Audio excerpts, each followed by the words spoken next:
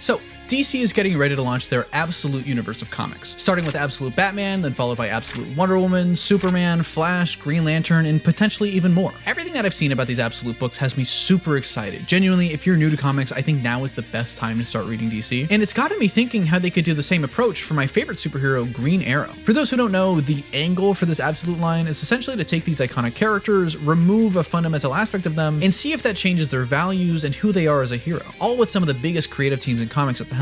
And so my crazy idea for Absolute Green Arrow is to make him a Batman ripoff and kill off Black Canary to replace that iconic relationship with an original character. Wait, hang on, that sounds familiar. I think they already did that.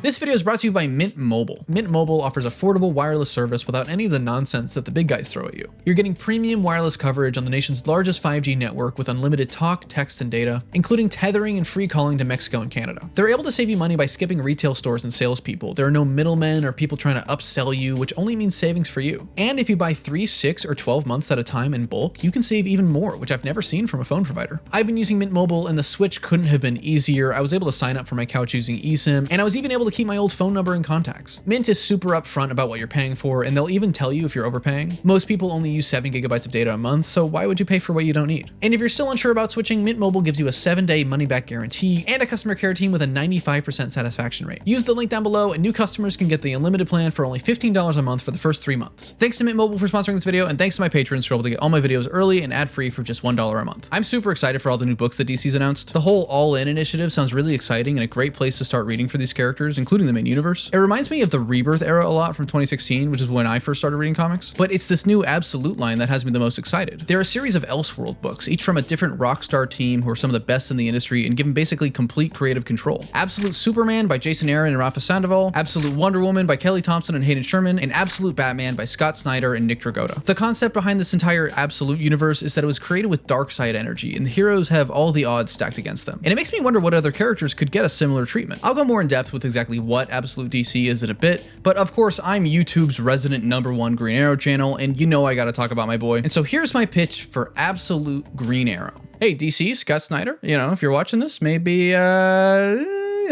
This book would have to take a look at all the things that make Oliver Queen special and go right to the core of who he is. His history, his flaws, his motivations, his relationships. If you strip everything away, what are you left with? And what stories can you build off of that? We open in the middle of the ocean as a raging storm thunders in the skies above, and we see a boat, a massive yacht that's dwarfed by the swelling tides, struggling to stay afloat, the Queen's Gambit. The waves crash into its hull, breaking it apart and sending people flying overboard into the deep, dark depths of the sea. We cut to a news broadcast reporting on the vessel. Based on the wreckage that was recovered, it's assumed that there are no survivors. A figure turns off the TV and Oliver Queen says, "Whew, thank God I wasn't on that thing." Okay, let me back up a little bit. What exactly is Absolute DC? It's a world that's effectively created by Darkseid. It's similar to the new Marvel Ultimate Universe in that same way. The core principle of these books is to remove a fundamental aspect of the characters and see how that changes who they are as a person. Absolute Superman is about Superman who wasn't raised on Earth but was able to grow up on Krypton before its destruction. He carries the pain of losing his family and his world, but instead of being yet another evil Superman that we've seen a million times, instead he uses that pain to fuel his hope and fight for the people who can't fight for themselves. The one that I'm actually the most excited for, Absolute Wonder Woman, is going to follow a version of Diana that was never raised in Themyscira and instead grew up in hell, focusing more on dark magic and monsters with a giant buster sword to boot, but still keeping her kindness and her empathy that's so important to her. But the one that everybody's talking about, it's literally breaking records, is Scott Snyder and Nick Dragotta's Absolute Batman, which follows a version of Bruce Wayne who was never rich and instead grew up working class. He's a 7-foot-tall civil engineer made out of pure muscle and designed his batsuit to be fully practical. The cape works like an actual bat, his ears detach and become blades, and that gigantic brick of a logo on his chest, it comes off and turns into a battle axe. There's been a bunch of discourse about this logo, and I've got to say, I think people are overreacting. Yeah, it's a little different from what we're used to. Yeah, it's a little beefy. It turns into a fucking axe. What more do I have to say? I've literally seen people say that they're not going to read the book just because they don't like the logo, which I'm sorry, is just insane behavior. It actually reminds me of the Kingdom Come Superman logo logo, being so minimal and stylized, but still keeping the essence of what it represents. And I think if it was more quote-unquote classic, that would make the design too similar to what we're getting in the main universe. We already know that we're also getting Absolute Flash by Jeff Lemire and Nick Robles, which is seemingly going to be about a teenage Wally West without a connection to Barry Allen, as well as Al Ewing and Janoy Lindsay's Absolute Green Lantern, which is going to focus more on Joe Mullane, who's one of my favorite new Green Lantern characters. I will say it's a little funny to have this entire line of books where the whole point is to be different and stand apart from the main universe and then call them absolute. But there is kind of an irony in that I like. The idea that even these drastic shifts in what we know, for all that's different, these are still very much the same people, absolutely. This approach and this idea of taking something away is just so exciting to me. And what other ways can we take that mindset and apply it to other characters in the DC universe? You could have Blue Beetle without the Scarab, or a Zatanna who can't speak, or a Detective Chimp without his bananas. That one's real groundbreaking right there. And so when it comes to Green Arrow, you could just do what Snyder's doing for Batman, take away Oliver's money and make him a 7-foot tall beefcake, which could definitely be fun, don't get me wrong, give me Alan Richardson Green Arrow, but I want to take it in a different direction. Instead, I want to focus on the island, because at its core, that was the catalyst for everything that makes Green Arrow who he is today. And so what happens when you take it all away? In short, Oliver Queen's character arc and his journey into becoming a hero is one that's born out of realization and regret. For his whole life, he was a spoiled rich kid, born with a silver spoon in his mouth and given everything he ever wanted with more money than he knows what to do with. He was everything that Bruce Wayne pretends to be, only 1,000 times worse. Until one day, his boat crashes and he ends up stranded on a deserted island. Sometimes it's for a year, sometimes it's for 2 years. So the show made it 5 years for crazy reasons so that they could like milk the flashbacks.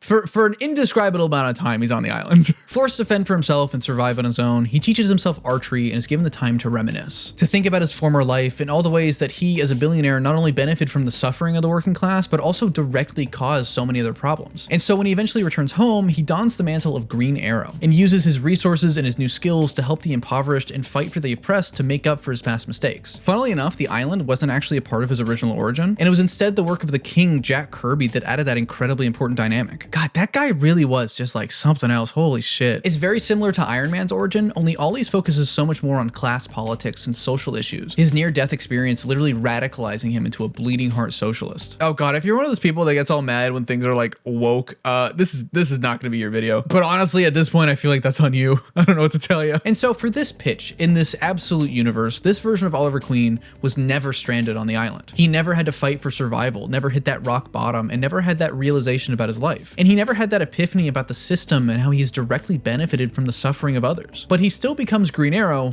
for fun. He bases it off the old Robin Hood movies he watched as a kid, including some of the archery training that his dad used to make him do because they were rich, because that's the thing you do when you're rich, I guess. And he uses his enormous wealth to get the most advanced tech on the planet. But there's no real goal, no real drive or purpose. He's just a douchebag billionaire running around in a suit with a bow and arrow. And he fucking sucks at it. He jumps around rooftops thinking he's helping people when in reality he's doing more damage and causing more problems purely because his worldview is so limited. And over time, as he gets exposed more and more to the harsh realities of the working class, he starts to slowly have that epiphany and slowly have those realizations, essentially turning that story of the island into a long-form character arc across the entire story. He has to learn those ideals and those values and realize what it is he's actually fighting for and what it is to be Green Arrow. His parents were still mauled to death by lions though. That's a necessary aspect. I love just dropping that and never elaborating because people get so confused. It's really funny. One of the really important things you'd have to get right is make sure that Oliver isn't annoying. At this point in his life, he's a deeply flawed, deeply obnoxious person who represents everything wrong with the world. But despite that, and despite his ignorance, he still has a heart of gold, and he just needs that little push to realize what needs to change. And the person to best guide him through that is Roy Harper. Roy is a hugely integral aspect to Oliver's character and his mythos, and if the absolute line ever does go about handling Green Arrow, I'd want to see him get represented in some fashion. Scott Snyder said he's not opposed to bringing in Robin somehow into the absolute books, so maybe we can end up getting an absolute Nightwing and an absolute Teen Titan somewhere down the line. I think it'd be really interesting if they basically switch the dynamic between Roy and Oliver. Instead of Ollie being the wise mentor and Roy being the student, maybe Roy could be the one that helps Oliver through this arc and teaches him these concepts. Roy could be more down on his luck and really in deep with the working class. Maybe he's even homeless when we meet him and struggling with addiction. And Oliver could take on this troubled kid as a sidekick, either because he thinks it'll be a fun project or because he thinks it's what superheroes have to do. But in their time together, Roy takes Oliver around and introduces him to the people on the ground level and shows him the ways that they're suffering. A family who lost their home to a greedy landlord, veterans who were abandoned by the government that they fought for, a sick woman who can't pay her medical bills, tales really go deep and showcase the horrors and the people that fall through these cracks. And this version of Oliver could start to realize that these people can't just pull themselves up by their bootstraps and instead need real change and real help that nobody's giving them. Politics and social themes are no secret to Green Arrow stories, and you'd have to balance all these ideas and talking points without being too preachy. Instead of just giving Oliver speech after speech and telling him how he should behave, Roy is slowly showing him the ways of the world and that the system isn't just broken, but rigged. I think it'd be really fun if Oliver was best friends with Warner Zeidel, who's Count Vertigo in the main universe. Absolute Batman is doing this really interesting thing where this working class Bruce is friends with a bunch of famous Batman rogues like Catwoman, Penguin, Killer Croc. And so it'd be cool to do something similar here, but show that regression into his villainy. You could have him be friends with Merlin, which is sort of what the show did in the first season, but I have a confession to make. I've never liked Merlin or the Dark Archer. Like, honestly, he might be my least favorite of all the Green Arrow rogues. A lot of people think he's like the biggest, baddest Green Arrow villain because he's just Oliver dressed in black, and the show put a lot of focus on him and he calls himself the Dark Archer, but he doesn't really have any interesting stories or motivations, and they keep switching things up to try to make him interesting, and it never works. If you want an anti-Green Arrow, Count Vertigo fits that to a T. I mean, they literally describe him as Oliver Queen but evil in the Jeff Lemire run. Or if you need it to be an archer, there's always Shadow or Komodo, who are infinitely more interesting. Honestly, Green Arrow has a really good cast of rogues that a lot of people don't give credit. The show just gave him Batman villains, but I'd say his rogues gallery is one of the most iconic at DC aside from Batman, Superman, and Flash. Not to mention his real arch nemesis,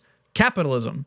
And lions. I would also like to formally apologize for comments I made in my last video. I mentioned Clock King as a potential villain for a Batman movie when he in fact is a Green Arrow villain first and foremost. This is extra embarrassing because it was immediately after a whole bit I had about Batman shows using Green Arrow villains. In my defense, Batman kind of co-opted him for years, and I forgot. I've made a severe and continuous lapse in my judgment, and it will 100% happen again because I'm very dumb. One night, Oliver's attacked out of nowhere by an assassin, a woman dressed in all black wearing a black mask. He defends himself, but she fights like nothing he's ever seen before. She's faster than him, smarter than him, better than him. Her official code name is Onomatopoeia, but her enemies, they call her the Black Canary. When she was a child, Dinah Laurel Lance was taken away from her mother, Dinah Drake, by an organization called Checkmate. Born a metahuman, they figured that she was the perfect candidate for their new Task Force X program. And for her whole life, she was trained to be the best assassin, using sound as her biggest weapon to eliminate threats without a trace. And her current target? Oliver Queen. In the same way that Oliver gets the absolute treatment, I want the same thing to happen with Black Canary. Dinah's relationship with her mother is such a vital aspect of her character, and I think it'd be interesting to explore her losing that at a young age, which ironically they did in the New 52 because like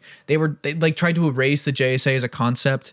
And it was very weird and I never understood it, so I'm just gonna ignore that. I like the thought of her being this constant antagonistic force for Oliver, constantly showing up throughout the book and trying to kill him, and their relationship would be this really slow burn. As Ollie grows more and more as a person, he's able to reach out to Dinah more and help break some of the Checkmate brainwashing that she has before eventually they fall for each other. Like imagine Aang and Zuko if Aang and Zuko kissed at the end. Oh god, I bet there's fan art of that. One thing that's important to keep in mind when it comes to Green Arrow and his history is that he's been around since 1941, first appearing in More Fun Comics number 73 by Mort Weisinger and George Papp. In those Golden Age stories, he was very much just Batman but Robin Hood, complete with his own arrow car, an aeroplane, and his own Robin equivalent, very much just a carbon copy of Batman. Hey look, CW, you did something right. Okay, I'll stop trashing the show. I know there's a lot of people who really like it, and that's totally fine. There are a lot of cool aspects to it, so I'm done talking shit.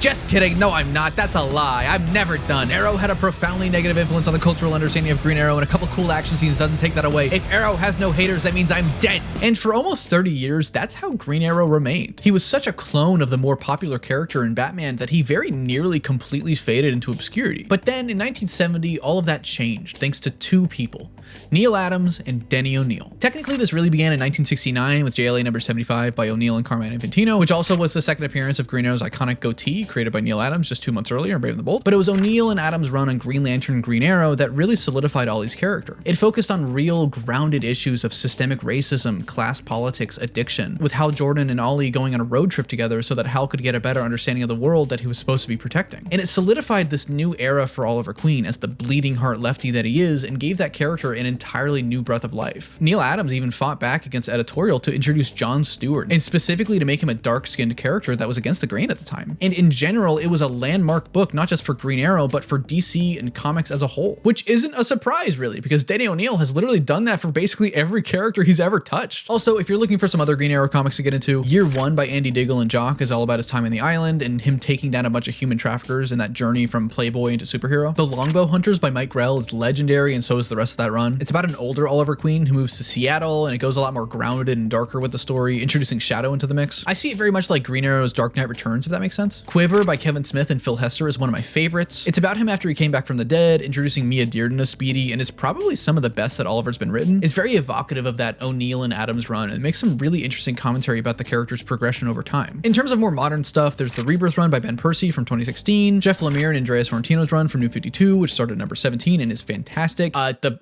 first part of New 52 is not great.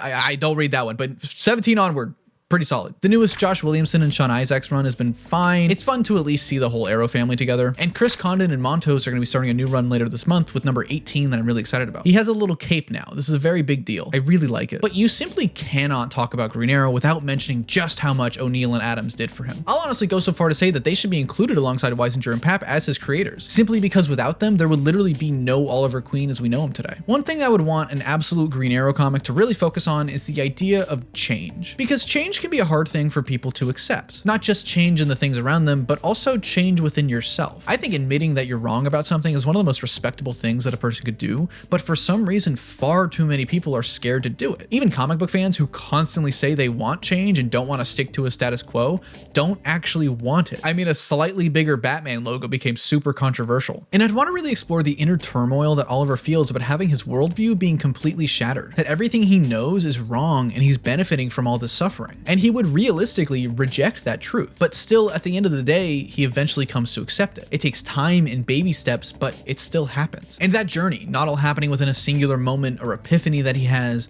instead is just that. A journey. Small decisions, small changes every single day that build to more and to him being a better man. And that's the entire point of this line in the Absolute Universe.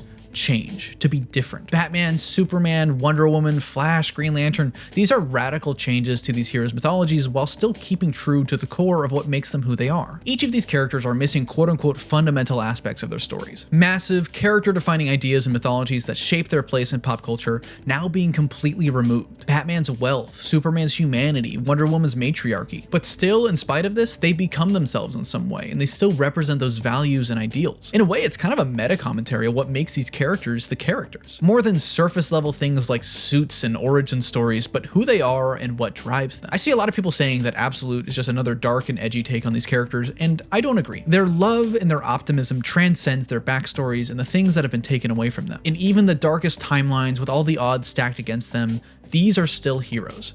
And they still represent hope. It's just that hope has to burn a little bit harder and a little bit brighter. But what do you think about this new Absolute Universe, and what characters would you want to see get this treatment? If you want to check out the Absolute books, check out your local comic book store, or I've got links to pre-order them down below, as well as links to all the books I talked about today. I know not everybody watches these comic-focused videos, but seriously, I think now is the best time to get into DC overall. Even outside of this Absolute stuff, I'm really loving these lines that they've announced. If you liked this video, be sure to hit the like button and subscribe. Special thanks to All to the Sting, and News425, Cabbage Boy, Cassidy, Carolyn Brenneman, Chicken McDoofus, Dan, Danny Boy, Eden Kenna, Egan McFarlane, Evan Bowers, Fastest Man Dead, Finn Yates, Hannah C, Harper Sires, Howard Bell, If You Know You Know, Iron Ninja, Jake Selig, Kai Dud, Ken, Glassbear Productions, Morpy, Mern09, Popcorn Eater 123, Raptor77, Sherbet, Slapstick, Slushy, Spectacular Clyde, TDW Fan, Theo Crouch, Tim Neufeld, Choices by Razor's Lame, Tyler Goodrich, and Yash Kapoor for being spectacular fanboys on my Patreon. Be responsible, and I'll see you around.